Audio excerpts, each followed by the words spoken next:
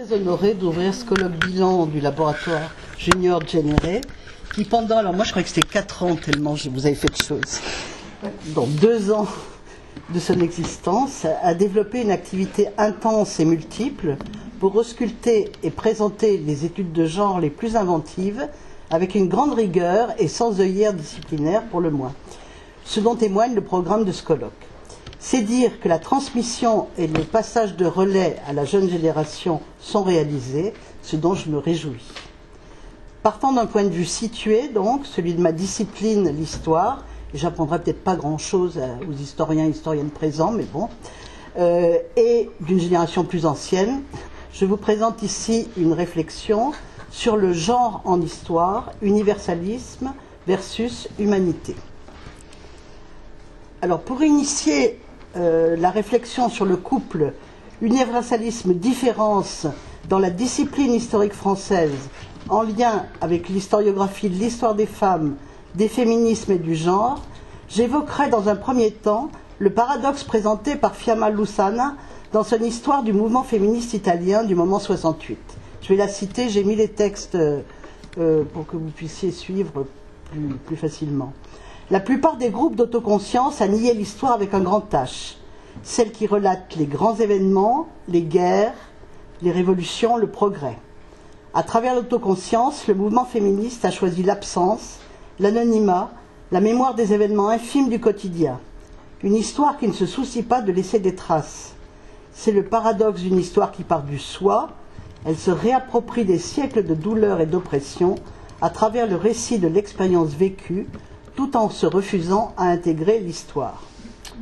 Les pratiques d'autoconscience représentent un moment important et symbolique, source de séparatisme pour une part des féministes occidentales, qui s'inspirent du mouvement des femmes noires afro-américaines pour transformer en valeur et en expérience collective une spécificité dite biologique, le sexe et ou la couleur de la peau, traditionnellement associée à une infériorité dite naturelle, entre guillemets.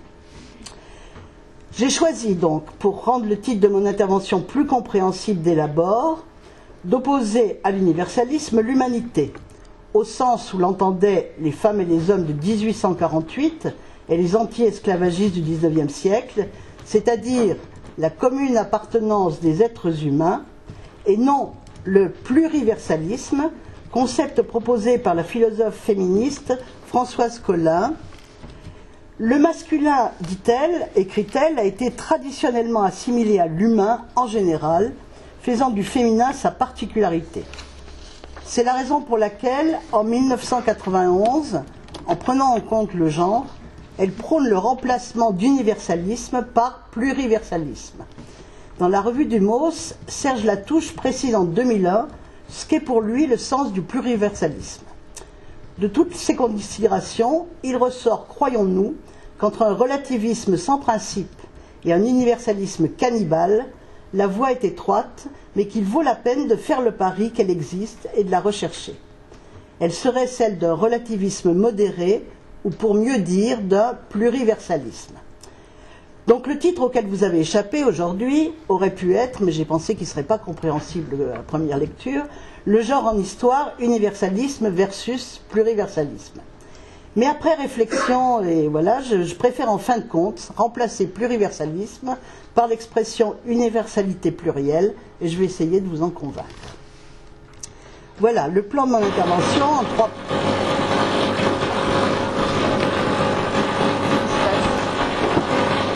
Aux abris.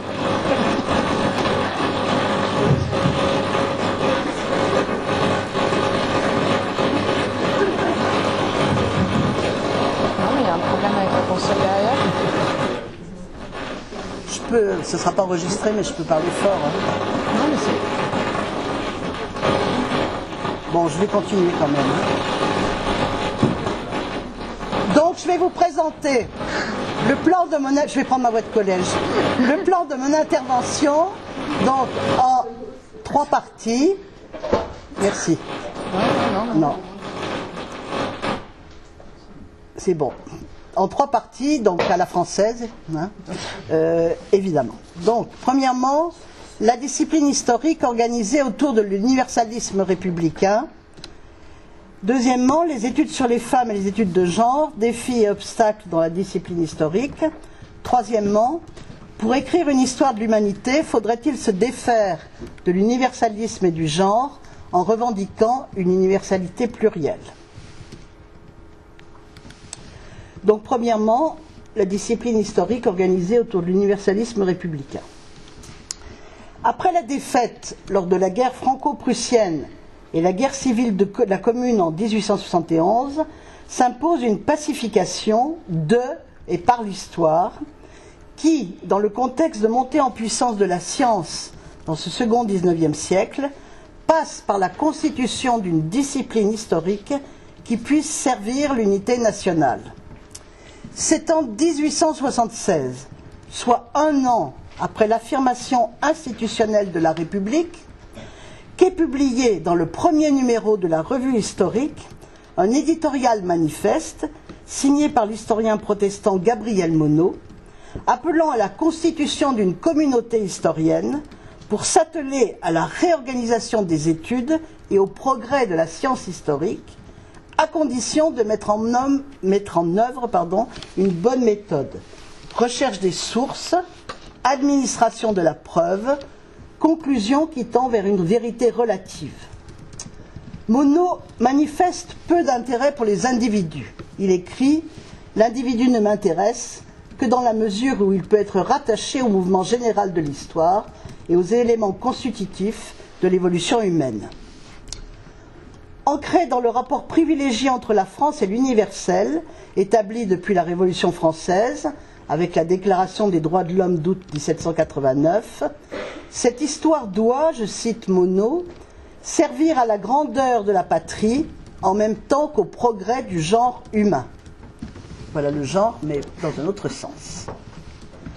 Assumant toute l'histoire du pays depuis ses origines, la République offre la stabilité politique nécessaire à l'écriture d'une histoire de la nation, conforme au progrès de la raison.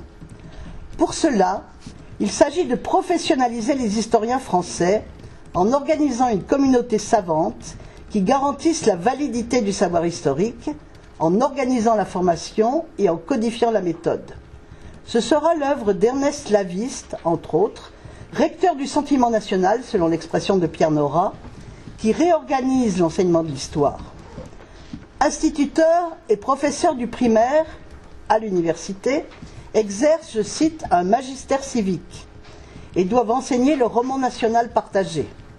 Au moment de l'expansion coloniale, à la fin du XIXe siècle, cette histoire s'appuie sur les racines de la civilisation occidentale, depuis la Grèce antique jusqu'à nos jours, dans un récit téléologique tendu vers l'avènement de la République, qui doit faire œuvre civilisatrice en offrant au monde son universalisme. Pendant la Révolution française, l'abbé Grégoire, considéré comme l'icône de l'universalisme, avait proposé de constituer un peuple régénéré et unifié, mais sans les femmes. L'homogénéisation de la régénération exigeait une éradication de la différence, chose, écrit-il, impossible pour les femmes, car leur différence sexuelle ne pouvait, à ses yeux, ni disparaître, ni être transformée. Par conséquent, Grégoire, avec d'autres, s'opposa à ce qu'elles acquièrent des droits politiques. Dans son rapport de 1794 sur la nécessité et les moyens d'anéantir les patois, il énonce par ailleurs que la langue est subordonnée à l'intérêt de la nation. Elle constitue un cas particulier de civisme. Nous avons là les trois piliers de l'organisation de la discipline historique à la fin du XIXe siècle, l'État, la langue et le civisme. Né de ce qu'on a appelé l'histoire méthodique et ensuite positiviste de la fin du XIXe siècle, l'histoire universitaire a été longtemps, du fait de son lien congénital avec l'État républicain, une histoire politique, celle de la succession des règnes et des régimes, des guerres et des batailles. L'histoire a été et reste encore largement écrite au neutre, la discipline historique est une discipline extrêmement conservatrice du point de vue du genre, je crois battue par la philo, mais on peut en discuter. Donc, écrite au neutre, en fait au masculin, donc, et selon le titre d'un livre de Michel Perrault, organise le silence sur les femmes. Pour les historiens méthodiques, comme pour leurs successeurs, les historiens des annales, plus attachés eux aussi à une histoire économico-sociale, mais sans les femmes donc étaient invisibles. Publié en 4 tomes de 64 à 67, 1964 à 1967, 1965, non, c'est 64, je me suis trompée là. La première histoire mondiale de la femme du littéraire Pierre Grimal prend en compte, dans une histoire des civilisations à la Fernand Braudel, la part de la femme dans le devenir humain. Notons le singulier du titre qui essentialise les femmes. La première problématique en histoire des femmes a donc été de rendre visible ce qui était caché, c'est-à-dire, derrière le mythe de l'éternel féminin, de découvrir l'existence réelle des femmes du passé en faisant des sujets historiques à part entière. Pour conclure sur ce point, je citerai Simone de Beauvoir. Dans Tout compte fait, en 72, notez la date qui est la date de, on peut dire, du développement important d'un mouvement féministe dans cette période. Je ne crois pas qu'il y ait des qualités, des valeurs, des modes de vie spécifiquement féminins.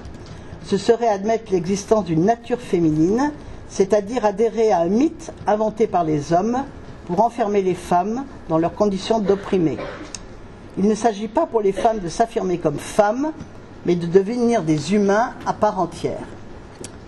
Depuis la Révolution française, l'exclusion des femmes, la moitié de la population environ, de l'universel, donc, est une constante, jusqu'au second XXe siècle, comme le montre John Scott dans La citoyenne paradoxale, les féministes françaises et les droits de l'homme.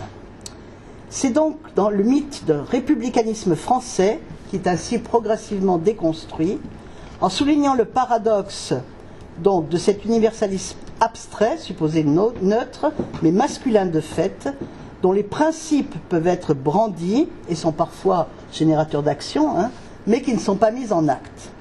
Pour Jacques Rancière, le seul universel politique est l'égalité, mais elle fait effet d'universalité seulement quand elle est mise en acte. L'histoire universitaire des femmes a donc émergé dans l'université française, portée par la renaissance du mouvement féministe des années 70. À ses débuts, l'histoire des femmes a donc été surtout une histoire au féminin, que l'on a souvent décrite dans une situation d'isolement, on disait même ghetto, rejetée et repliée sur elle-même, ne prenant pas en compte les problématiques historiennes générales. En réalité, la confrontation avec l'évolution de la discipline, je vous l'éviterai, permet de voir les liens étroits et les influences réciproques entre les différents domaines de l'histoire. Ceci est acté en 1998 par Alain Corbin, qui préface la première édition du bilan historiographique de Françoise Thébault, Écrire l'histoire des femmes, publié dans les éditions de cette maison, et qui souligne, je cite Alain Corbin, « L'histoire des femmes est carrefour, confluence de toutes les interrogations actuelles. Il n'est pas une interrogation, pas un débat qui traverse la communauté des historiens, qui n'agite du même coup l'histoire retracée par Françoise Thébault. » Elle a été publiée donc dans une deuxième édition, sous le titre, et là c'est intéressant du point de vue de notre réflexion aujourd'hui, en 2007, « Écrire l'histoire des femmes et du genre ». Sauf exception, ce qu'on appelle, je mets des guillemets, la communauté des historiens, on pourra en discuter dans le débat, est cependant restée longtemps très rétive, et reste encore beaucoup, vis-à-vis de ce nouveau champ de recherche. Le processus de légitimation est passé en France par la demande sociale du grand public qui a plébiscité le succès, par le succès de vente des 5 volumes de l'histoire des femmes en Occident, publiés en 1991-1992 sous la direction de Georges Duby et de Michel Perrault. Je crois que maintenant on est à peu près à au moins 100 000 exemplaires, donc ça donne une idée si vous voulez. Alors on ne sait pas si c'est lu, en tout cas c'est acheté. Voilà. Il faut souligner que les réserves, voire le rejet de la plupart des historiens académiques s'expliquent par cette histoire de la discipline que je vous ai évoquée rapidement, qui, organisée en même temps que la Troisième République, s'appuie sur cette conception universalisme du pouvoir, où il n'y a pas de place ni pour les individus ordinaires, sauf, et ça c'est de ma génération, on a appris ça à l'école primaire, s'ils accomplissent des exploits héroïques au service de la nation, avec par exemple l'exemple du jeune Barras pendant la Révolution française, ni pour les groupes, qu'ils soient sexués, régionaux ou étrangers.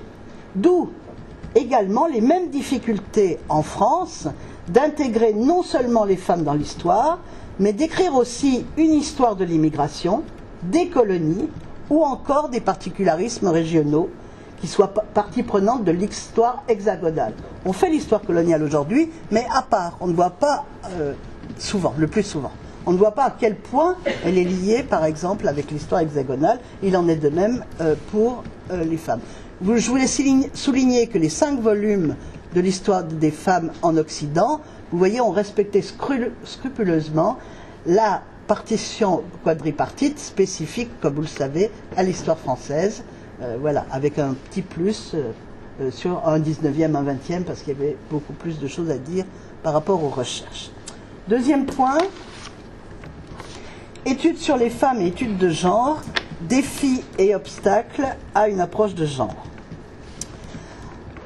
Alors là, je vais peut-être aborder des choses un peu plus connues, mais je pensais que c'était peut-être utile de le rappeler. En tout cas, c'est comme ça que dans la discipline historique, ça a été inclus. Donc avant même les autres domaines de l'histoire des femmes est mise en œuvre les théories constructionnistes en s'appuyant sur le concept de genre.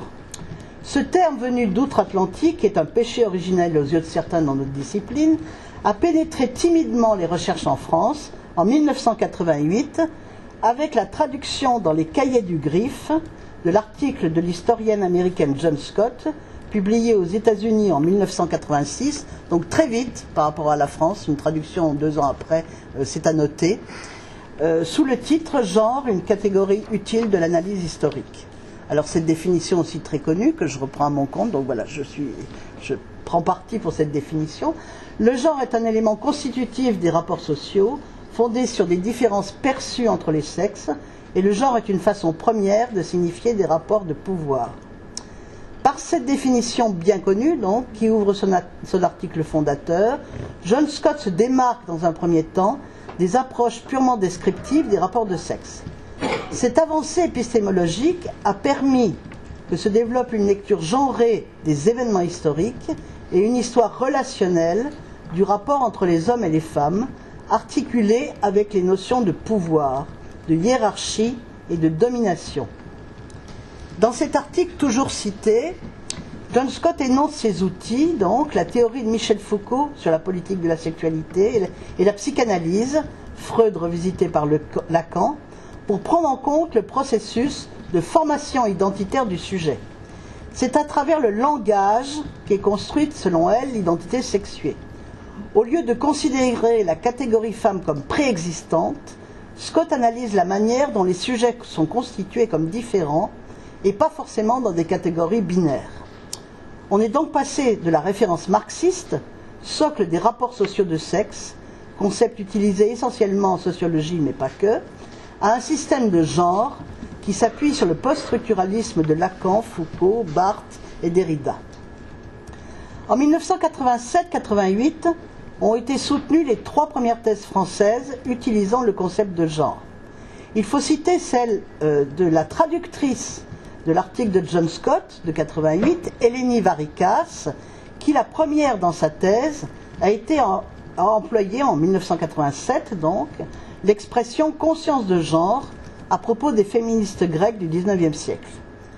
On est passé ainsi très progressivement de l'histoire des femmes à l'histoire du genre, mais cette catégorie explicative n'est pas la seule potentiellement employée en histoire. L'âge, l'appartenance sociale, politique ou religieuse ou nationale, comptent également parmi les facteurs explicatifs pertinents. Je vais donc résumer rapidement plusieurs usages du concept de genre en histoire, en France toujours.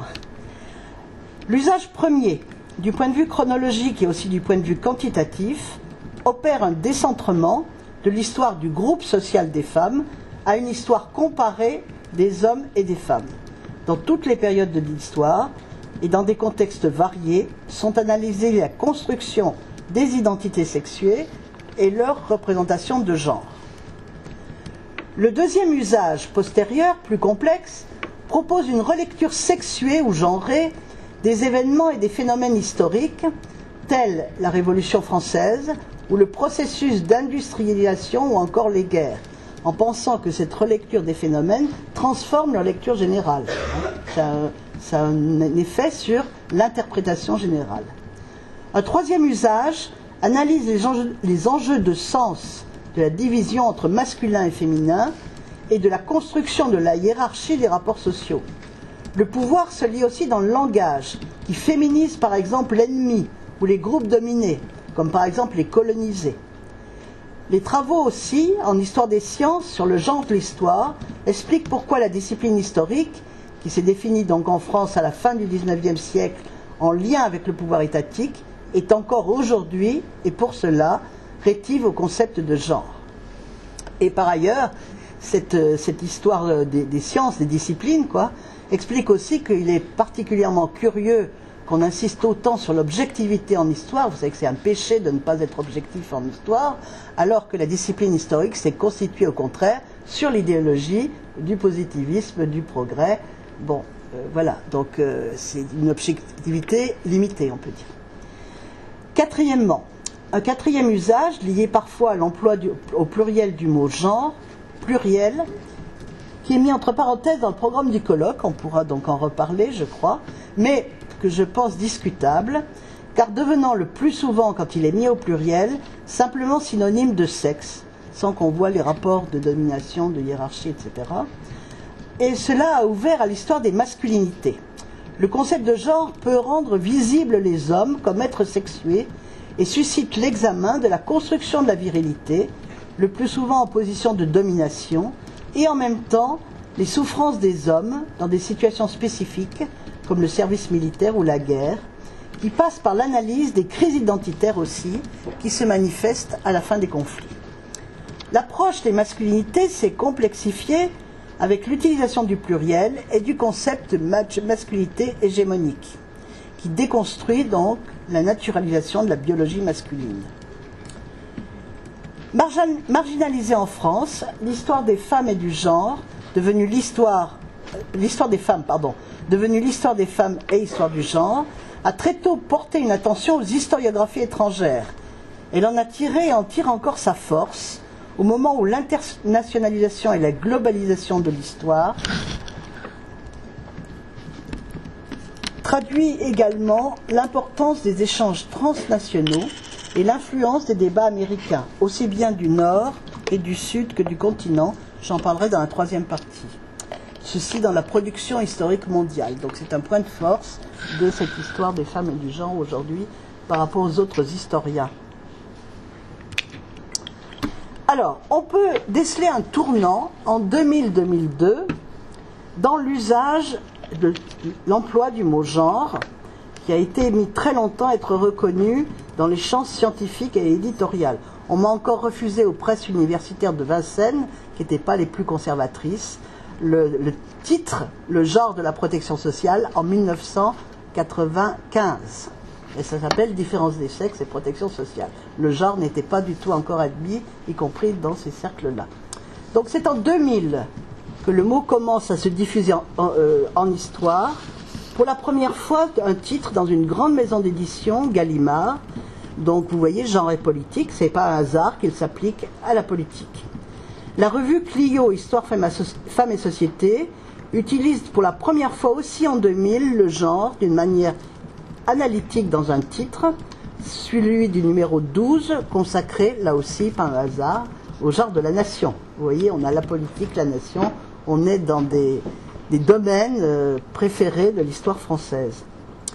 Le premier colloque historien qui emploie le terme se tient à l'université de Rennes 2 en septembre 2002, et là aussi, encore une trace de l'historicité, il concerne une très longue durée, le genre face aux mutations du Moyen-Âge à nos jours.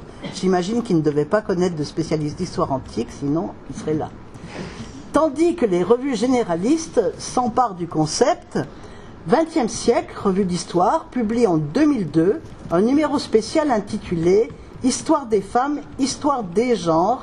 Et je pense qu'en français, c'est la première fois que le pluriel est publicisé, en tout cas en histoire, sauf erreur de ma part. Et cependant, cette force du pluriel, qui, à mon avis, relativise le concept, n'apparaît pas dans l'éditorial. Il est dans le titre du dossier, mais quand on relit l'éditorial, c'est le genre. Donc il y a peut-être eu débat au sein du comité de rédaction sur le titre de la revue, je ne sais pas. Mais curieusement, le mouvement social propose un dossier intitulé plus classiquement « Féminin et masculin ». Par ailleurs, l'histoire des savoirs scientifiques de Delphine Gardet et Iliana Levy a contribué, en 2000, à dénaturaliser les notions de sexe et en interroger l'historicité. Au même moment est née, à partir d'abord d'une sociologie, puis ensuite d'une histoire des sexualités et d'une histoire de la sexologie, illustrée entre autres par les recherches de Sylvie Chaperon, après le questionnement par la théorie queer des normes hétérosexuelles et la mise en valeur des pratiques transgenres, de l'inversion, comme de l'histoire du travestissement, qu'a étudié Sylvie Steinberg pour l'époque moderne, dans La confusion des sexes, le travestissement de la Renaissance à la Révolution. À peine intronisé en histoire, le mot genre est rejeté par la Commission de terminologie et de néologie, qui, sous le patronage de l'Académie française, publie dans le numéro 169 du journal officiel du 22 juillet 2005 une recommandation sur la traduction du mot gender, déconseillant formellement l'utilisation du terme genre en sciences sociales et en dénonçant les usages abusifs. J'ai oublié de dire qu'elle était présidée par M. Fumaroli. Car selon elle, la substitution de genre à sexe ne répond donc pas à un besoin linguistique et à l'extension de sens du mot genre ne se justifie pas en français. Et l'on retrouve ici l'importance de la langue, partie liée avec l'État, déjà vue sous la Révolution française, bien avant aussi, évidemment. Troisième point, pour écrire une histoire de l'humanité, faut-il se défaire de l'universalisme et du genre en revendiquant une universalité plurielle, un pluriversalisme? Point d'interrogation. La réponse à la fin.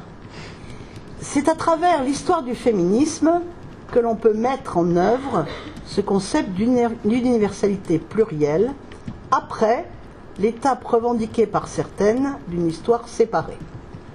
Les pratiques d'autoconscience que j'ai évoquées en introduction, donc appropriation subjective et collective des singularités, ont inspiré des formes politiques comme le séparatisme de la sororité. Singularité contraire à l'universalisme.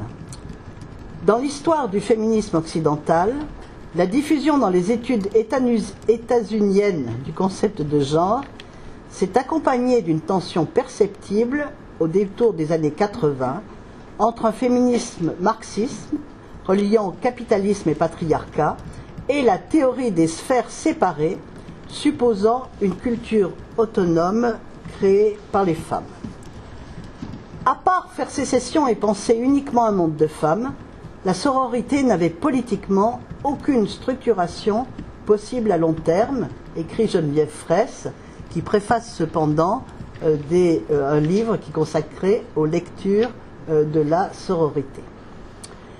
Publié en 1970, plus précocement que ne l'indique Elsa Dorlin dans son anthologie, le manifeste du féminisme radical noir états-unien s'accompagne d'une alliance avec des portoricaines et des femmes dites alors du tiers-monde qui réfléchissent ensemble précocement à l'intersectionnalité. Je crois qu'on en reparlera dans les ateliers. Sans utiliser le terme qui est forgé par la juriste Kimberlé Crenshaw en 1989. Donc dès 70, elle pratique, si vous voulez, l'intersectionnalité sans le mot. Les tensions entre femmes noires et femmes blanches dans le mouvement féministe des années 70 se sont concrétisées par l'irruption dans le champ universitaire américain des femmes de couleur et des lesbiennes qui ont bousculé très précocement le modèle de la féministe blanche hétérosexuelle de la classe moyenne et a permis de mettre en avant cette notion d'intersectionnalité définie ainsi donc très ultérieurement par une professeure de Montréal. L'intersectionnalité renvoie à une théorie transdisciplinaire visant à appréhender la complexité des identités et des inégalités sociales par une approche intégrée. Elle réfute le cloisonnement et la hiérarchisation des grands axes de la différenciation sociale que sont les catégories de sexe, genre, classe, race, ethnicité, âge, handicap et orientation sexuelle. Au niveau macrosocial, l'analyse intersectionnelle interroge les manières dont fonctionnent les systèmes de pouvoir impliqués dans la production et la pérennité des inégalités.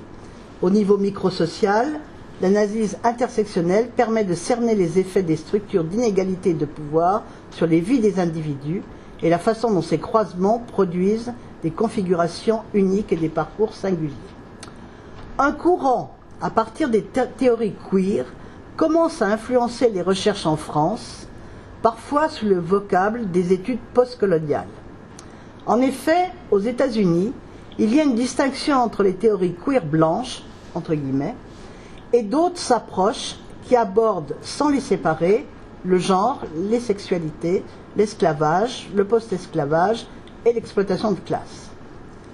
L'importance de cette approche s'explique par l'histoire du pays, le génocide des populations indiennes autochtones, la traite esclavagiste, la difficile abolition de l'esclavage et la persistance d'un racisme anti-noir, et récemment, non, le racisme anti-noir persiste, l'arrivée massive d'immigrants venant du Mexique, des Antilles et d'Amérique du Sud, qui se désignent par les termes chicanas et latinas. Les chicanas et latinas studies, qui existent depuis les années 1990 dans les universités américaines, accordent une grande place à la littérature et à l'esthétique, en soulignant le caractère insécable du genre, du racisme, de la classe et de la sexualité, mais aussi du génocide, de l'esclavage et de la colonialité.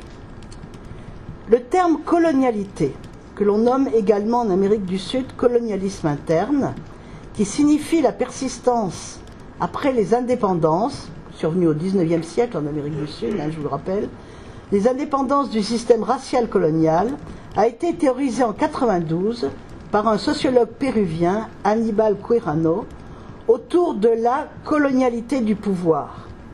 Le concept a été repris dans les études africaines postcoloniales, et donc s'applique aussi aux ex-colonies françaises, par Achille Mbembe.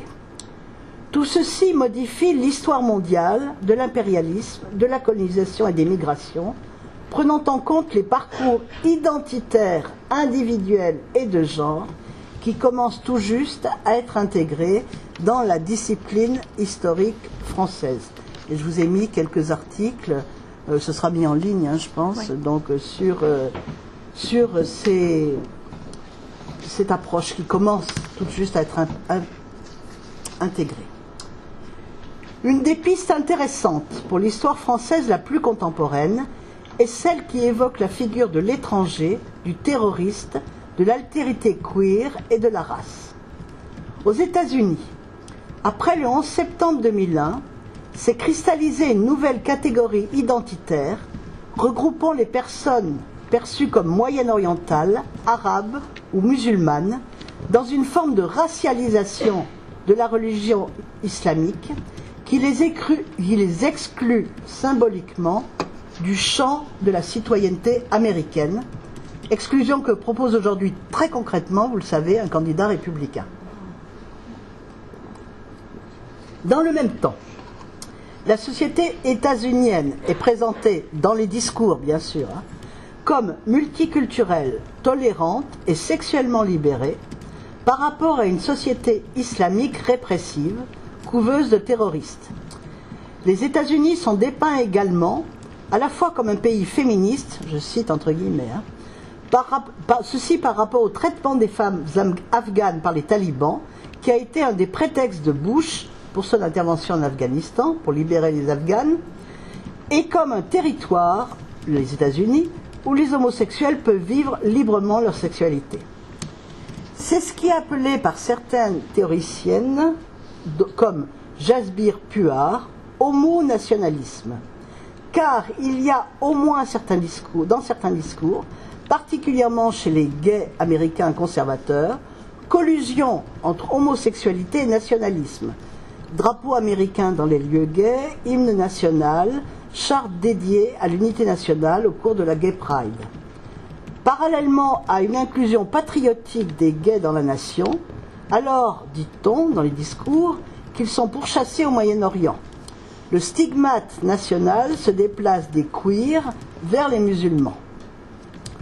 On peut rapprocher ces analyses du concept de fémonationalisme forgé par la sociologue et politiste Sarah Faris. Le fémonationalisme décrit l'alliance très contemporaine en certaines féministes occidentales et des mouvements nationalistes et xénophobes sous le drapeau de la guerre contre le voile et le patriarcat musulman. Pour justifier l'intervention en Afghanistan, le président Bush et la droite américaine républicaine s'est servi du langage du féminisme en tant, je les cite, que valeur spécifiquement occidentale. Le fémonationalisme s'intègre dorénavant aux propagandes des partis européens de droite et d'extrême droite, essentiellement, mais pas que, avec une instrumentalisation de la rhétorique de l'égalité entre les hommes et les femmes. En France, après le vote de la loi de 2004 contre les signes religieux ostensibles à l'école, puis de la loi contre de la burqa dans l'espace public, les débats tournent autour de la laïcité, devenue depuis 2010 cheval de bataille pour Marine Le Pen, qui incarne le nationalisme français avec l'usage constant du drapeau tricolore et de la Marseillaise, symbole que les événements récents lui ont en partie repris. Dans cette conjoncture politique, le genre appliqué aux migrantes non occidentales est instrumentalisé dans une rhétorique de l'intégration. La demande en France du travail de soins et du travail domestique dans les foyers privés a augmenté depuis une vingtaine d'années. Cette demande croissante est liée à la fois à la privatisation des services de soins et au taux plus élevé de la participation des femmes nationales, entre guillemets, au marché du travail. Les travailleuses migrantes contribuent au travail domestique, à l'éducation des enfants en bas âge et aux soins physiques et émotionnels des personnes âgées. Elles sont nécessaires en tant que travailleuses dans les familles, les crèches et les maisons de retraite, acceptées en tant que migrantes, ce qui n'est pas toujours le cas des migrants, et encouragées à se conformer aux valeurs occidentales en tant que femmes, voir l'exemple récent de la crèche de Babylou. Décrypter le fémonationalisme nécessite donc non seulement un suivi des prises de position individuelles, un travail d'analyse et de déconstruction, comme j'ai par ailleurs essayé de tenter de le faire sur les féministes islamophobes, mais aussi une analyse concrète des fondements politico-économiques et de ses conséquences sociales et politiques. En France, la discipline historique s'est interrogée tardivement sur le genre des migrations, ainsi que l'a montré Linda Guéry. Il a fallu attendre le XXIe siècle pour que, sous l'égide de l'historien Philippe Rigiel, un séminaire à partir de 2002 et un colloque en 2006 y soient consacrés. Le genre éclaire cette histoire des migrations dans différents domaines. Les variations du ratio homme-femme dans les flux migratoires en faveur des femmes, qui développent les stratégies individuelles de migration. Les pointer permet de déconstruire les stéréotypes sur l'homogénéisation du groupe migrant. La question du travail dans certaines activités comme la domesticité, les services ou l'industrie textile, aussi, où l'on trouve nombre de migrantes. Les parcours transnationaux sont pris en compte dans la recherche socio-historique récente qui croise genre et migration. Des chercheuses proposent par exemple une analyse genrée des réfugiés du droit d'asile, de l'accès à l'entrée et au séjour des migrants et de l'intégration à la citoyenneté, question tout à fait très contemporaine. Le rôle des politiques d'immigration sur les normes de genre et les normes sexuelles reste un domaine à développer. Pour conclure rapidement, ça va, hein, le temps, c'est bon. Donc, ces différents exemples montrent à la fois la nécessité de s'éloigner d'un universalisme abstrait qui récuse l'histoire des individus et des groupes et où l'on constate un décalage entre les valeurs et les formes concrètes du développement sociopolitique, et aussi la nécessité de conserver des analyses de genre qui scrutent les diverses formes de domination et les hiérarchies, à condition de ne pas faire du genre un outil unique d'analyse dichotomique et de le croiser avec d'autres variables qui permettent de prendre en compte la pluralité des contextes, des temporalités et des expériences sociales individuelles. Pour que ces approches soient réellement intégrées et digérées dans l'histoire académique française, il faudra sans doute du temps et le développement de pratiques de multidisciplinarité dont témoigne ce colloque.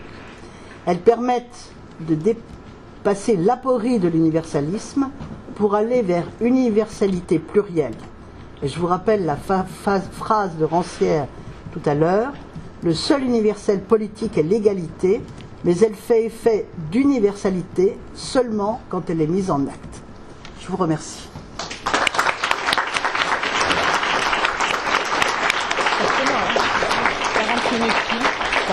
C'est parfait. Merci beaucoup à Michel Zancarini-Fournel pour cette conférence passionnante et absolument dans les temps, ce qui est quand même à signaler. Donc on va consacrer une vingtaine de minutes aux questions, si ça vous convient. Donc on va laisser la parole à la salle, je pense, donc parler assez fort, vu qu'on a un problème de son qu'on essaiera de régler à la pause. Est-ce que des personnes veulent commencer? Est-ce que vous avez des questions? C'est jamais facile de poser la première question, donc n'hésitez pas.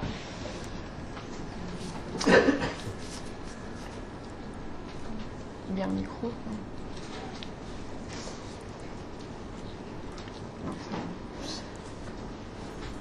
Non, ça a été d'une clarté limpide.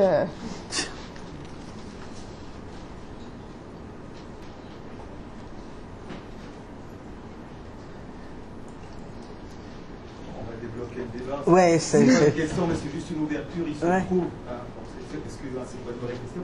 Il se trouve que la revue Mot a lancé un appel et qu'il est juste encore valable. Un des prochains numéros, ça sera Écrire le genre. Les langages du politique, qui est édité ici. Numéro qui sera coordonné par Hugues Constantin de Chanay, qui est ici.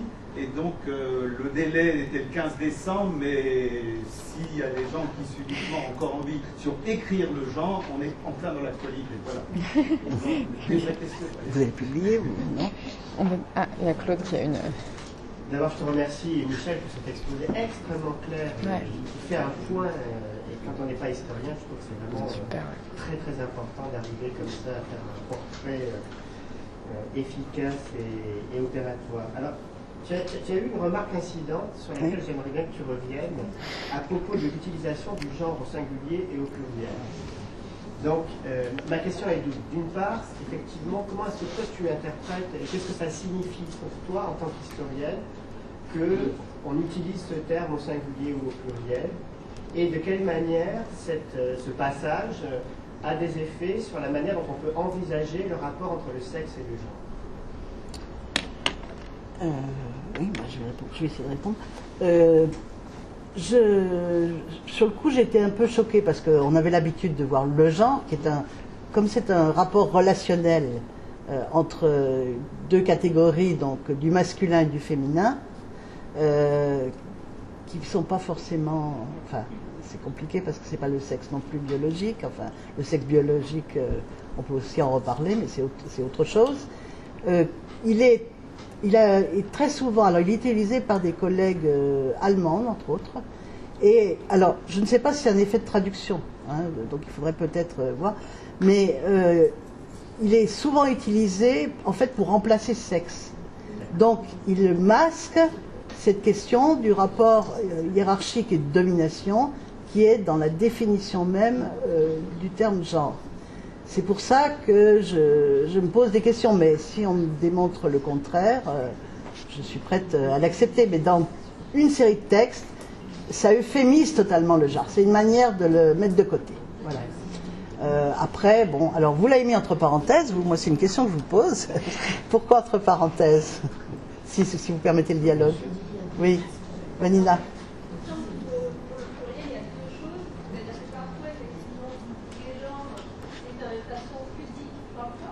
Ouais, c'est une façon physique de dire les sexes, et donc c'est une façon finalement euphémisée qui est catastrophique, mais il me semble aussi que parmi les féministes et théoriciennes féministes, il y a une revendication du pluriel de la part du mouvement queer, notamment, et Poussier, dans son introduction au féminisme, dit bien, nous on n'est pas des abolitionnistes du genre, on est de la prolifération des genres. Donc il me semble que certaines personnes utilisent le pluriel en connaissance de choses et pour avancer quelque chose à la fois politique et théorique. Non ? Oui, tout à fait, je suis complètement d'accord avec toi. Alors après, le problème, c'est de l'usage. C'est-à-dire le pluriel, dans cet usage-là, est audible, enfin, peut être accepté, hein, mais quand il est employé à la place de sexe et pour enlever complètement les notions de hiérarchie et de domination, pour moi, le pluriel n'est pas convenable, voilà, c'est tout.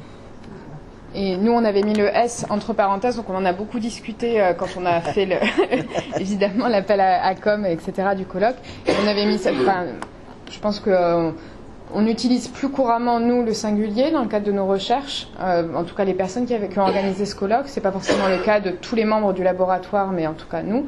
Mais par contre, c'était l'idée que ce soit ouvert à différents types de théorisation et que donc les personnes se revendiquant de théorie queer et l'utilisant au pluriel avec une perspective théorique derrière se disent pas que c'était un truc entre matérialistes et que c'était donc seulement dans cette vision hiérarchisée. C'était vraiment dire que on était ouvert à un dialogue non seulement disciplinaire, mais aussi théorique entre les différents tenants des points de vue sur les études de genre.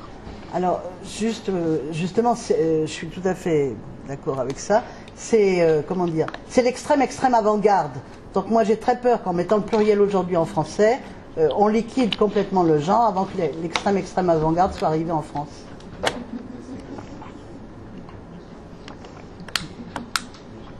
C'est bon. Est-ce qu'il y a d'autres réactions sur là-dessus dans la salle ou sur d'autres points de cet exposé ? Ouais. C'est Rancière qui parle d'effet d'universalité. Oui. Est-ce que ça signifie un souhait de sauver une certaine dimension une certaine visée d'universalisation au niveau de ce qu'on souhaite atteindre, réaliser justement? Oui, je pense que c'est la raison pour laquelle, en fait, après de longues réflexions, j'avais proposé humanité dans le titre. Parce que c'est l'humanité, c'est l'ensemble des êtres humains auxquels on peut reconnaître, il faut reconnaître, des parcours et des histoires extrêmement différentes. Alors que, aujourd'hui, ça commence à bouger de ce point de vue-là, mais il faut quand même se rendre compte que notre histoire a été complètement fondée uniquement sur le point de vue occidental et français. Il y a non seulement la représentation cartographique sur les planisphères de la France en rose au centre du monde, mais il y a aussi cette représentation-là dans la conception même de l'histoire, en tant que discipline universitaire. Enfin, je ne l'ai pas dit parce que je ne pouvais pas faire l'histoire de toute l'histoire, mais il y a d'autres récits historiques, à part les récits disciplinaires universitaires, il y a d'autres récits historiques bien avant la fin du XIXe siècle et encore après. Il n'y a pas que les historiens qui écrivent de l'histoire, hein, il y a d'autres personnes qui écrivent de l'histoire. Je partais là de la discipline historique. Donc voilà pour la réponse. Si tu veux, pour moi, c'est l'ensemble de l'humanité. Voilà. Je ne sais pas si en tant que philosophe ça te convient, mais voilà. Oui, c'est pour ça que je disais que c'était au sens où il s'était employé au XIXe siècle, dans ce sens-là. Muriel ? C'est juste une remarque complémentaire de ce qui a été dit précédemment. Je suis un peu longue à la détente, mais parce que Michel dit qu'il n'y a pas que l'historien qui font de l'histoire. Sur l'usage du mot genre, il n'y a pas que les promoteurs et promotrices des études de genre qui utilisent le mot genre. Et ça me paraît important, pour aller un peu dans le sens de Michel, et parce qu'on va passer 2 jours à réfléchir et à dire d'où on parle et quel mot on utilise, etc. Et voilà. Et moi, c'est un sentiment personnel, hein, mais je plaiderais vraiment pour l'usage du genre au singulier, parce que ça me paraît avoir des vertus. Et la première, enfin, sinon la plus importante peut-être, c'est la mise en question, sinon la déconstruction, on peut parler des catégories. Et je trouve qu'on peut parler en termes de système quand on parle au singulier et faire comprendre ça. Et je le dis avec d'autant plus de force que, par exemple, dans la plupart de nos interventions, et Annie qui a intervenu avant moi le sait bien, aujourd'hui on ne parle plus de genre. Dans le monde merveilleux de la recherche, si, hein, mais dans le monde merveilleux de la formation, et notamment de la formation des enseignants, on ne parle plus de genre. Et j'attire votre attention sur le fait qu'on parle de culture de l'égalité filles-garçons. Et comment c'est le grand retour de la catégorie et de la catégorisation. Et voilà, et comment, effectivement, je suis un peu d'accord avec Michel, dire les genres par des gens qui n'ont même pas encore pris le wagon de les filles et les garçons, c'est peut-être un peu plus compliqué que ça. Ça me paraît être avancé un peu vite.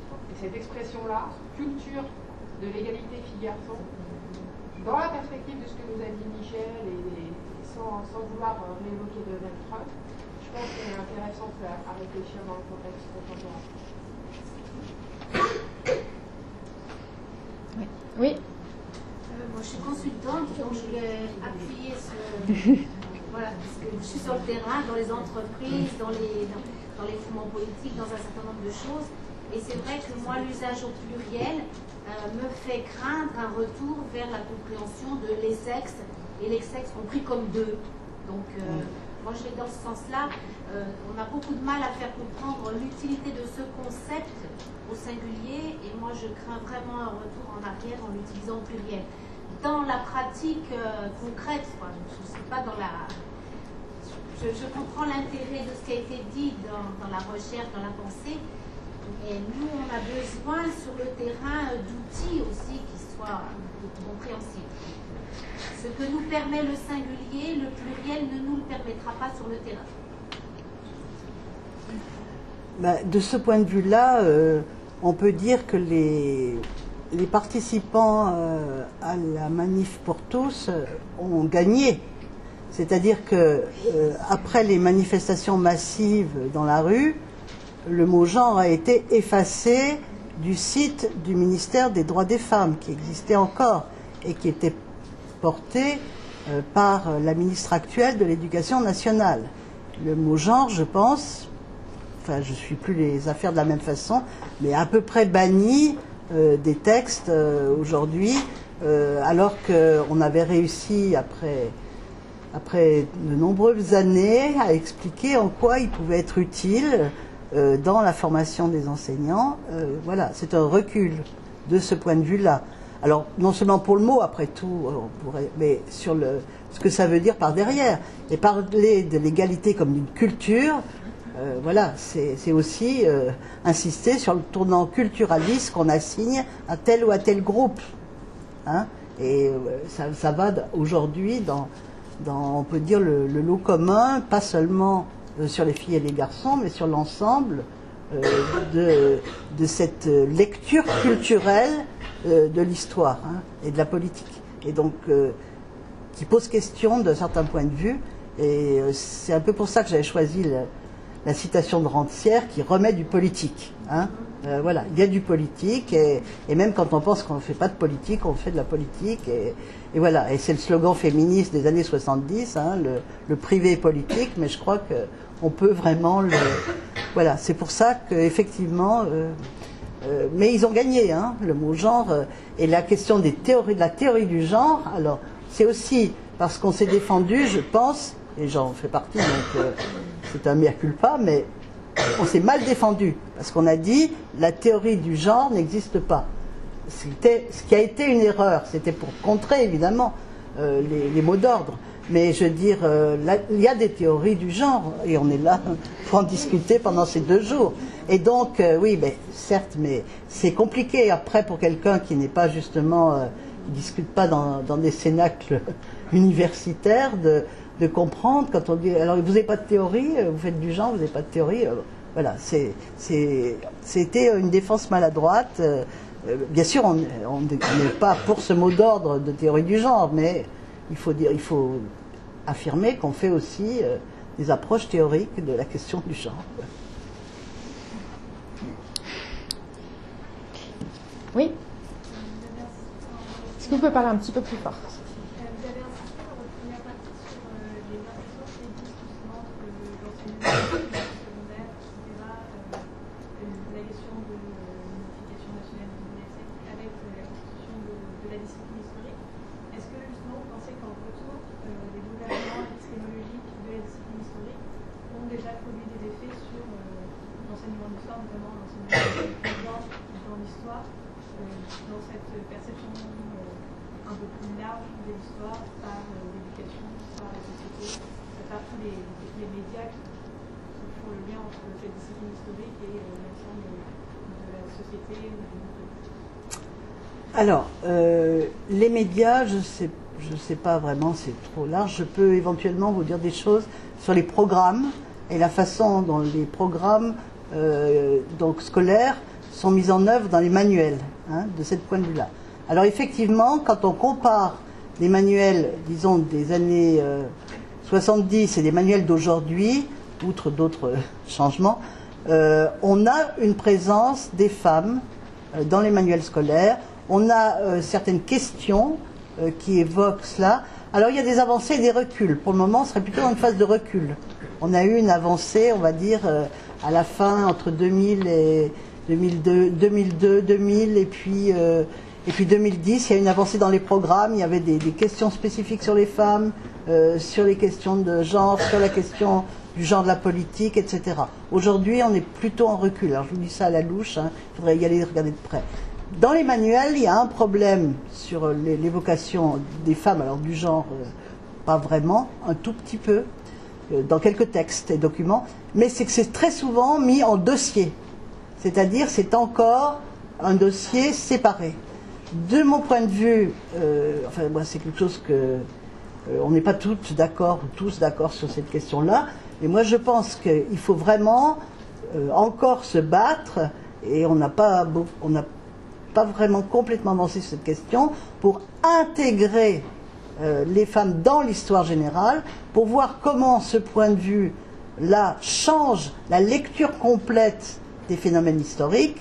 Et c'est pareil pour la question de l'homosexualité, c'est pareil pour la question des coloniaux, si vous voulez. On fait un chapitre à part d'expansion coloniale, on ne voit pas à quel point, depuis le début de la traite, toute l'industrie du royaume français a été impliquée par la traite. On parle juste des ports négriers.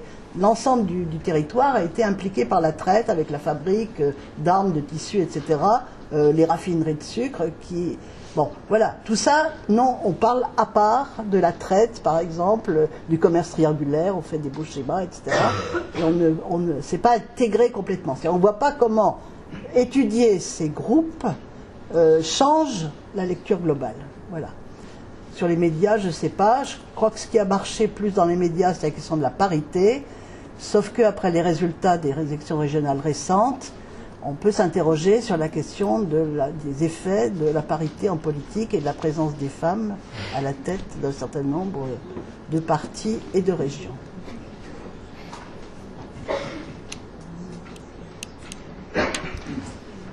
Merci. Est-ce qu'il y a d'autres questions ou il y a Claude qui a une dernière question. J'ai une dernière question qui indirectement revient encore sur ce problème de la tension entre l'usage du singulier et du pluriel. Il y a un mot que tu n'as pas beaucoup employé, Michel, dans ton exposé, mais c'est tout à fait normal, je pense. C'est le mot expérience.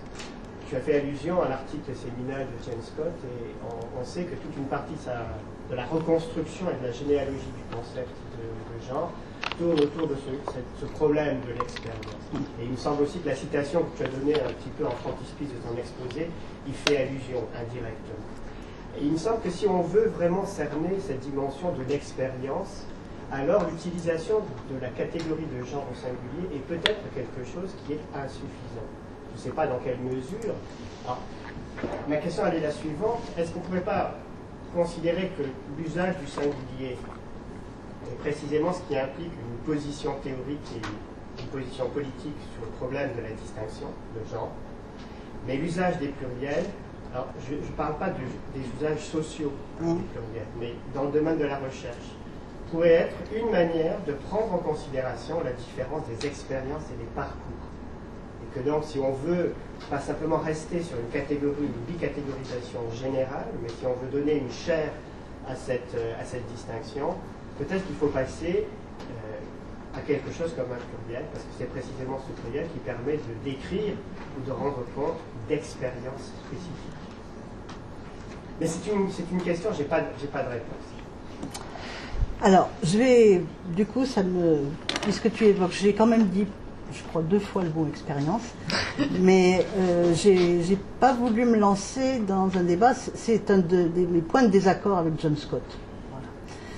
Parce qu'il y a eu tout un débat extrêmement violent aux États-Unis sur cette question, et aussi entre féministes, sur cette question de l'expérience, entre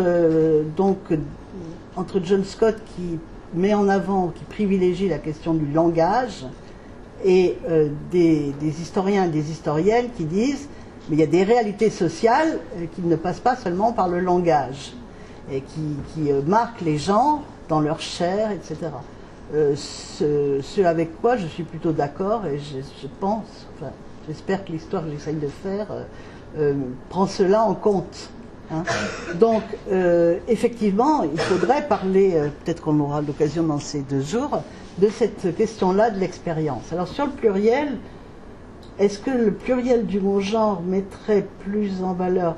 Et effectivement, il y a une question qui est réelle, qui a été posée par d'autres bien avant, c'est cette question de la dichotomie assez stricte, entre guillemets, du genre, au moins au départ. Bon, et qu'effectivement, ça a été mis en cause, et à juste titre, de mon point de vue, que cette dichotomie. Alors, est-ce qu'il faudrait mettre un pluriel? Je dois dire, il faut que j'y réfléchisse, je peux pas te répondre comme ça. Oui, la question est ouverte, peut-être à la fin du colloque, on pourra avoir une réponse.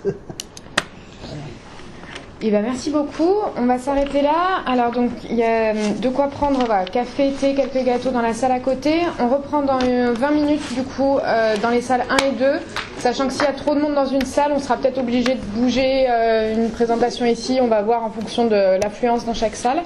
Et ben merci, et merci encore à Michel Zancarini-Fournel, c'était passionnant.